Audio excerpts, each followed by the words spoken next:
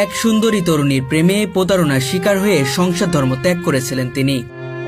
প্রতিজ্ঞা করেছিলেন জীবনে আর কোনো নারীকে ভালোবাসবেন না এবং ভবিষ্যতে কোনো নারীর সঙ্গে সংসারে আবদ্ধ হবেন না। ঠিক সেই কথাতেই আজও অটুট রয়েছেন তিনি। মাথায় টুপি, শরীরে পাঞ্জাবি, একেবারে সাদামাটা জীবন তার। নাম তার গোলজার হোসেন, বয়স এখন প্রায় ৮০ বছর। জীবনের এতগুলো বছর তিনি একাই কাটিয়ে দিয়েছেন। না আছে সংসার, না আছে নারী, না আছে পারিবারিক বন্ধন, শুধু আছেন তিনি আর তার খোদা। সে আমার ভালোবাসতে বলে আমি চিন্তা করলাম যে একটু পরীক্ষা করিনি, যার ফলে এক বন্ধু ওর চিঠি লিখদিন। সে চিঠি লিখলে তার উত্তর যখন দিয়ে দিল তখন বুঝলাম যে ও আমার ভালোবাসার থেকে বাইরে। আর একজন চিঠির উত্তর যে দেবে সে তো আমার ভালোবাসতে পারে না। যে বয়সে মানুষ প্রেমে পড়ে, ভবিষ্যতের স্বপ্ন দেখে, ঠিক সেই বয়সেই তিনি হারিয়ে ফেলেছেন জীবনের সমস্ত স্বপ্ন। ভালোবেসেছিলেন এক সুন্দরী তরুণীকে প্রাণের চেয়েও বেশি, কিন্তু সেই ভালোবাসার মানুষটি একদিন তাকে ছেড়ে চলে যায় তার এক ঘনিষ্ঠ বন্ধুর সঙ্গে। সেই দিনই যেন ভেঙে যায় তার ভেতরের মানুষটা। জীবনের প্রতি, ভালোবাসার প্রতি, নারীর প্রতি সমস্ত বিশ্বাস হারিয়ে ফেলেন তিনি। তারপর নিজের কাছে এক প্রতিজ্ঞা নেন, জীবনের কোনো নারীর দিকে তাকাবেন না, সংসার নামক বন্ধনে আর কখন আবদ্ধ হবেন না। এখন নারী জাতকে আমি তো আর বিশ্বাস করি না। অনেকেই বলে যে সব নারী তো সমান নয়, একটা নারী আমার সঙ্গে আসুক, ক্ষুধার ভালোবাসতে আসুক, কিটা আসবে? সে আমার কাছে কোনো কিছু চাবে না, শুধু ইবাদত চাবে, আর কিছু চাবে না। সে যৌন শক্তির ভিতরে যেতে পারবে না, সন্তানের ভিতরে যেতে পারবে না। প্রেম তো সন্তান নিলে তার প্রেম হয় না, প্রেম তো পবিত্র।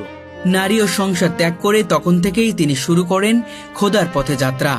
নিজের গ্রাম ঝিনাইদহের হরিণাকুণ্ড উপজেলার শহরতলির পার্বতীপুর নির্জন এক মাঠের ভেতর নিজের হাতে একটি ছোট্ট ঘর নির্মাণ করেন। সেই ঘরের পাশেই গড়ে তোলেন বিশাল এক মসজিদ, যেখানে একসাথে শতাধিক মানুষ নামাজ আদায় করতে পারে। খোদার সন্তুষ্টির জন্যই এই মসজিদ নির্মাণ করেন তিনি।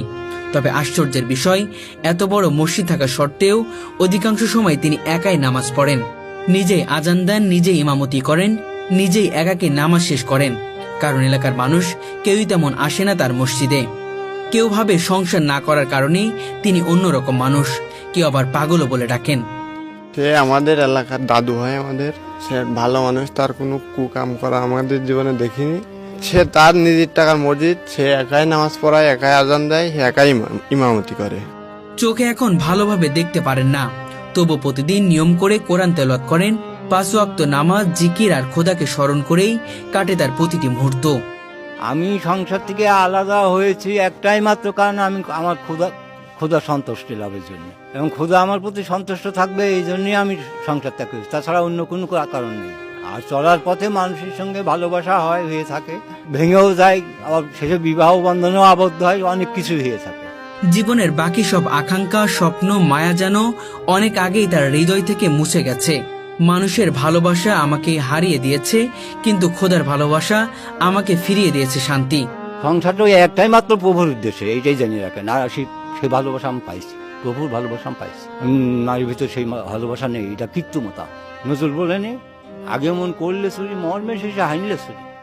এত সততা, এত যে ব্যথা তো বোঝাতাম, কিন্তু ওদের ব্যবহারকে আপনি ধরতে পারবেন?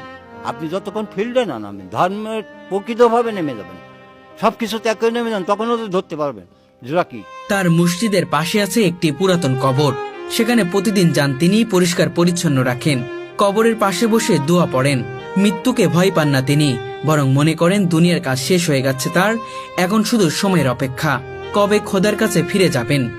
আমার মৃত্যুটা আমার প্রভু নেবে আর আমি চলে যাবো, তার সঙ্গে আমার সম্পর্ক।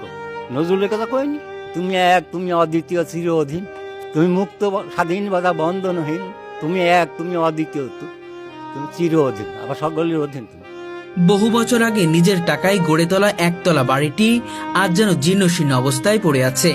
দেওয়ালে ফাটল, ছাদে মরিচা, তবুও তিনি সেখানেই থাকেন একা। নিজে রান্না করেন, নিজেই খান। ওই যে দেখলাম, এখন তো আমি দেখেছি একটা খেতাই করে নিলাম, জড়ি করে শুয়ে থাকে, আমার তো দেখা দিকে না, আমি তো ছেলে মেয়ে বিয়ে দিতে পারবো না। আমার কিছু দরকার নেই, আমার দরকার প্রভু। আমি দেখেন যত খারাপ পরিবেশ থাকে আমি নিরোগী, আর যত ভালো পরিবেশের লোক সব রোগী। ধন সম্পদের অভাব নেই, কিন্তু ভোগবিলাসের ছোঁয়া নেই কোথাও। কারণ তার কাছে দুনিয়া এখন নিকৃষ্ট, তিনি শুধু খোদার ভালোবাসাতেই শান্তি খুঁজে পান। আমার এখানে থাকার ইচ্ছা মোটেও নেই, এখন প্রভু যে কদিন রাখবে সেই কদিন থাকতে হবে। হ্যাঁ, এই পৃথিবীটি আমার কাছে জঘন্য। ওই যে বিজয় সরকার কইল যে পৃথিবী যেমন আছে এমন ঠিক হবে, সুন্দর পৃথিবী ছবি আমার একদিন চলে যেত। পৃথিবী ঠিক আছে, পৃথিবীর মানুষ আর ঠিক নেই। পরিবার ও সমাজ অনেকবার তাকে বিয়ে করার জন্য অনুরোধ করেছে, কিন্তু তিনি কখনো রাজি হননি। কেউ কেউ তাকে নিয়ে হাসাহাসি করেছে, কেউ বলেছে তিনি পাগল, কিন্তু তিনি কারোর কথায় পরোয়া করেননি। তার বিশ্বাস যে ভালোবাসা মানুষকে খোদা থেকে দূরে নিয়ে যায়, সেই ভালোবাসা অভিশাপ। তাই তিনি সেই অভিশাপ থেকে মুক্তি হয়ে বেছে নিয়েছেন ইবাদতের পথ। ওই উত্তর দিল্লির বন্ধুটা বলছে এটা উত্তর পাই, তারপর থেকে কাটা আমার সারা হয়ে গেল। তারপরে আমি ধর্মের ইয়েতে আসি, ধর্মই করে যাচ্ছি। ডবল রোজা করেছি, 5 দিন বাদে সারা বছর রোজা করতে হয়েছে, 3-4 দিন না খেয়েও থাকতে হয়েছে। ওই মারফতি যে ওই ইয়ের যা আছে আপনার যে বিলাইতে যেটা আছে সেটা যদি নিতে হয় তা আপনাকে পীরের অধীনে দিতে হবে। আজ 80 বছর বয়সেও তিনি ফজরের পর তাকে দেখা যায় মসজিদে বারান্দায় বসে কোরআন তেলাওয়াত করতে। কখনো আবার চুপচাপ আকাশের দিকে তাকিয়ে থাকেন, আবার কখনো নিশ্চুপ হয়ে চোখ বন্ধ করে থাকেন। মুখে শুধু একটি কথা, আল্লাহ তুমি আমাকে তোমার কাছে নিয়ে নাও। গ্রামের মানুষ দূর থেকে দেখে অবাক হন, ভাবে কিভাবে একজন মানুষ এতটা বছর একা থাকতে পারে। কিন্তু যারা তার কাছে গিয়েছে তারা বলে তার চোখে তারা দেখেছে এক অদ্ভুত প্রশান্তি, এক অমলিন তৃপ্তি। গোলদার হোসেনের জীবন যেন এক নীরব প্রতিবাদ, প্রেমের প্রতারণার বিরুদ্ধে, মিথ্যা সংসার ধর্মের বিরুদ্ধে, দুনিয়ার মায়ার বিরুদ্ধে।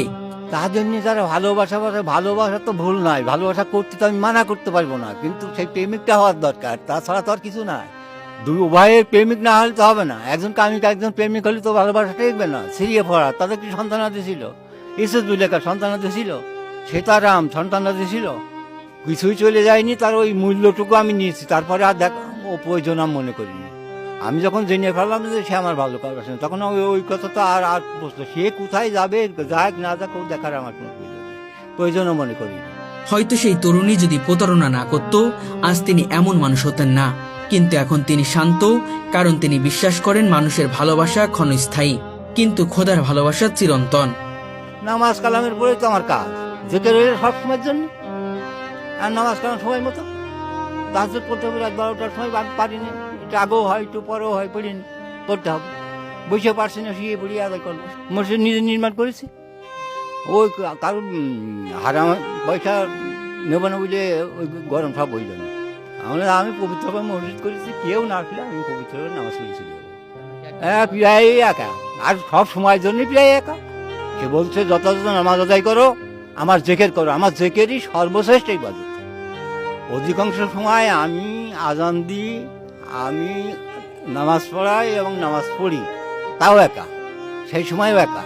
আর তারপরে আমি নিরিবিলিতে থাকি, ঘরে শুয়ে আছি একা, মাঠে যাচ্ছি এক জায়গায় বসে আছি, সেখানে লোকজন নেই, একা। মসজিদ নির্মাণ করেছি 11 বছর, এইটুকু আমার মনে আছে। এখন সব এলিমেন্ট হয়ে যাচ্ছে, কিন্তু আমার ব্রেন খুব শার্প ছিল, সব শেষ হয়ে গেছে, বয়সের ইয়েতে এখন শেষ।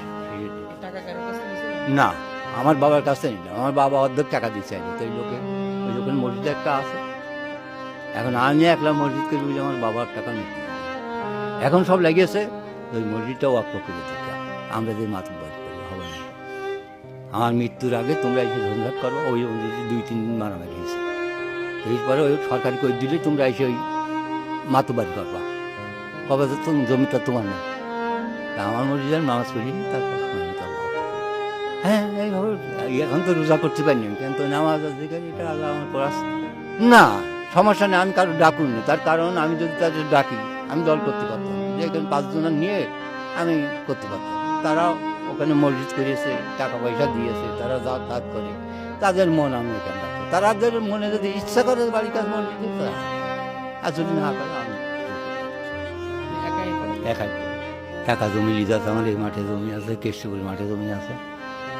হ্যাঁ, আমার বাবা খুব পরিশ্রমী ছিলেন। আমার নিজস্ব 7 বিঘের উপর হবে, আর বণিকেরটা দিয়ে 9 বিঘের হবে, তারও বেশি হবে। এবং প্রত্যেক ভাইয়েরই 4 ভাইয়েরই এরকম হবে।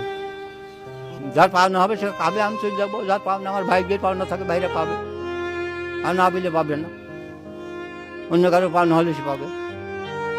আমি করতে ইবাদত করতে আসি, আমার কাজটা হয়ে গেলে গেল। এখানে কি জমাজমি কি হবে? আমি আর এখন খেতে পাওয়াটা, এর আগে তো আপনার তো বলছি যে এই পথে বিলাসিতার কোনো ইয়ে নেই, ভালো খাওয়া ভালো পড়ার কোনো ইয়ে থাকে না, কিচ্ছু না। এসব দেখছি তো এই বাস্তব কাছাই তো এই মানুষের সুখের শেষ। একটা আপনি আজকে একটা মেয়ে মানুষ করছেন, তাকে লেখাপড়া শিখেছেন, প্রাইভেট পড়াচ্ছেন, আর সেই মেয়ে আপনার ফাঁকি দিয়েছে চলে যাচ্ছে আরেকজনের হাত ধরে।